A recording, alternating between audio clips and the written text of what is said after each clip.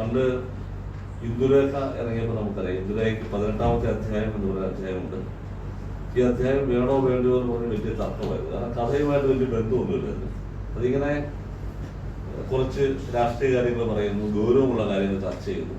അപ്പോൾ ആളുകൾക്ക് വലിയ സംശയമായിരുന്നു, നോവലിൽ ഇങ്ങനെ കഥ നന്നായിട്ട് പറഞ്ഞു പോയാൽ പോരെ, രസകരമായ കഥ പറഞ്ഞു പോയാൽ പോരെ, എന്തിനാണ് ഇത്തരം കാര്യങ്ങൾ നോവൽ പറയുന്നതെന്ന് ഒരു ചോദ്യം ഉണ്ടായിരുന്നു. പക്ഷെ ഇന്ന് ആരും അങ്ങനെ പറയാറില്ല. അതിന് കാരണം നോവൽ എല്ലാത്തിനെയും ഉൾക്കൊള്ളുന്ന സാഹചര്യവുമായതുകൊണ്ടാണ്. നമസ്കാരം എന്ന് പറഞ്ഞാൽ ലോകത്തിൽ നിന്ന് ഏറ്റവും വിൽക്കപ്പെടുന്ന എഴുത്തുകാരൻ്റെ മൈസ്റ്റർ എന്ന് പറയുന്ന നോവൽ നോക്കിയാൽ അതിൻ്റെ ഒരു വലിയ അധ്യായം ഹിറ്റ്ലറെ കുറിച്ചുള്ള ലേഖനമാണ്. ഞങ്ങൾ കോളേജ് പഠിച്ചുകൊണ്ടിരുന്ന സമയത്ത് ഉത്തരാധുനികത എന്ന് പറഞ്ഞ ആളുകൾ പറയുമായിരുന്നു. ആ സമയത്ത് പറഞ്ഞിരുന്നത് ഇനി വലിയ ആഖ്യാനങ്ങൾക്ക് സാധ്യതയില്ല. അത് ഫിലോസഫിയുടെ തലത്തിലാണ് പറയുന്നത്. നോവലിൻ്റെ കാര്യത്തിലും ആളുകൾ പറയുമായിരുന്നു ചിതറിയ ആഖ്യാനങ്ങളിൽ ഉണ്ടാകുള്ളൂ എന്ന് പറയുന്നത്. പക്ഷേ ഇപ്പോഴങ്ങനെയല്ല. ഇപ്പോൾ വലിയ വലിയ നോവലുകൾ വരുന്നു. മലയാളത്തിൽ തന്നെ സുസ്പേഷൻ്റെ ഒരു വലിയ നോവൽ പുറത്തിറങ്ങി. ലോക സാഹിത്യം നോക്കുന്ന ബുക്ക് ഓഫ് ഇന്ത്യ എന്ന് പറയുന്ന വലിയൊരു നോവൽ അടുത്തിടെ പുറത്തിറങ്ങി. സോൾ നോവൽ എന്ന് പറയുന്ന നോവൽ പുറത്തിറങ്ങി. അങ്ങനെ വലിപ്പത്തിൻ്റെ കാര്യത്തിൽ നോവൽ മാറി. ഇനി കഥ പറച്ച രീതിയിലാണെങ്കിൽ കഥ പറയുന്നതല്ലാതെ ഭംഗിയായി കഥ പറയുന്നതിൽ ഉപരിയായിട്ടുള്ള കാര്യങ്ങൾ നോവൽ സംഭവിക്കുന്നുണ്ട്. ഇപ്പോൾ സോൾ നോവൽ എന്ന് പറഞ്ഞാൽ ഒരു 2022 ഇറങ്ങിയ ഒരു പ്രശസ്തമായ നോവലാണ്. ഉത്തർപ്രദേശിലെ ലിസ്റ്റിലൊക്കെ വന്നതാണ്. അത് നോവലാണെന്ന് ചോദിച്ചാൽ നമ്മൾ വായിച്ചാൽ അന്തരപ്പെട്ടു പോയി. ഇങ്ങനെ നോവൽ എഴുതാൻ പറ്റുമോ എന്ന് നമുക്ക് തോന്നും. പരമ്പരാഗത വായനക്കാർ അതിൻ്റെ മുന്നിൽ ചിലപ്പോൾ പതറിപ്പോയി. ഇതൊരു നോവൽ അല്ലെന്ന് പോലും അവർ പറയും.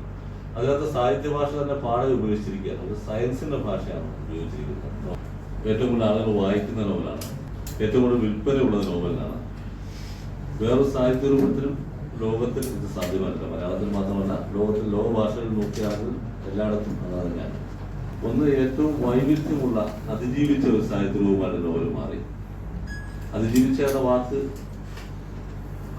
അത് അറിഞ്ഞുകൊണ്ട് ഉപയോഗിച്ചാണ്. അതിജീവനം എന്ന് പറഞ്ഞാൽ പരിണാമവുമായിട്ട് ബന്ധപ്പെട്ടതാണ്. അർഹതയുള്ള സാഹിത്യ രൂപങ്ങളെ അതിജീവിക്കുള്ളൂ, അർഹതയുള്ള ജീവികളെ അതിജീവിക്കുള്ളൂ. പരിണാമത്തിൽ അങ്ങനെയാണ്. സാഹിത്യ രൂപങ്ങളും അങ്ങനെയാണ്.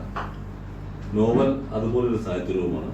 ഒരു 600-700 വർഷമായിട്ട് അതിജീവിച്ച് വരുന്ന ഒരു സാഹിത്യ രൂപമാണ്. വലിയ കഥ പറച്ചിൽ എന്ന അർത്ഥത്തിൽ നോവലെന്ന രൂപത്തിലേക്ക് പിന്നെയാണ് വന്നെങ്കിലും വലിയ കഥ പറച്ചിൽ പണ്ടേ ഉണ്ടായിരുന്നു.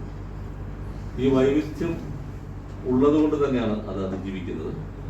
വൈവിധ്യം, പലതരത്തിലുള്ള വൈവിധ്യ നോവലുണ്ട്. ജനപ്രിയ നോവലുകളുണ്ട്, ഡിറ്റക്റ്റീവ് നോവലുകളുണ്ട്, ചരിത്ര നോവലുകളുണ്ട്, ആത്മകഥാപരമായ നോവലുകളുണ്ട്, ജീവചരിത്രപരമായ നോവലുകളുണ്ട്. അങ്ങനെ പല പല വൈവിധ്യത്തിൽ കൂടി നോവൽ എന്ന സാഹിത്യ രൂപം ഇന്ന് മനുഷ്യരെ ഏറ്റവും കൂടുതൽ സ്വാധീനിക്കുന്ന സാഹിത്യ രൂപമായിട്ട് മാറിയിരിക്കുകയാണ്.